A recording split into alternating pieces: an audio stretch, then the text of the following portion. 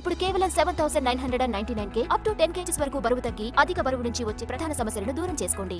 Skanda flop తో Boyapati plan మారిపోయింది. Plan A workout కాకపోవడంతో ప్లాన్ బి వైపు చూశాడు. కలిసొచ్చిన హీరో డేట్స్ కోసం ట్రై చేసి సక్సెస్ అయ్యాడు. బోయపాటికి కలిసొచ్చిన హీరో అంటే అర్థమైపోయింది కదా. BB4 మూవీ విశేషాలేంటో చూసేద్దామా. స్కంద ప్రమోషన్ లో నెక్స్ట్ మూవీ గురించి బోయపాటి మాట్లాడుతూ సూర్య, అల్లు అర్జున్ పేర్లు చెప్పాడు. సూర్య లైనప్ చాలా పెద్దగా ఉండడంతో ఇప్పట్లో బోయపాటికి డేట్స్ ఇవ్వలేడు. కంగువ తర్వాత కలిసొచ్చిన డైరెక్టర్ కొంగర సుధా డైరెక్షన్ లో నటిస్తాడు.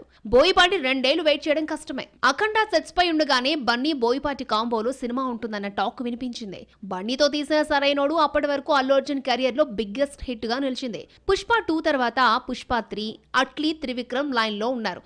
ఇప్పట్లో బన్నీ బోయపాటి సినిమా లేనట్టే. బోయపాటితో సినిమా అంటూ గీతా ఆర్ట్స్ ఆ మధ్యన అనౌన్స్ చేయడంతో బన్నీతో సినిమా ఉంటుందని, లేదంటే బాలయ్యతో సినిమా వార్తలు బయటకు వచ్చాయి. గీతా ఆర్ట్స్ బ్యానర్ లో ఓ సినిమా చేయాలనుకున్నాడు బాలయ్య.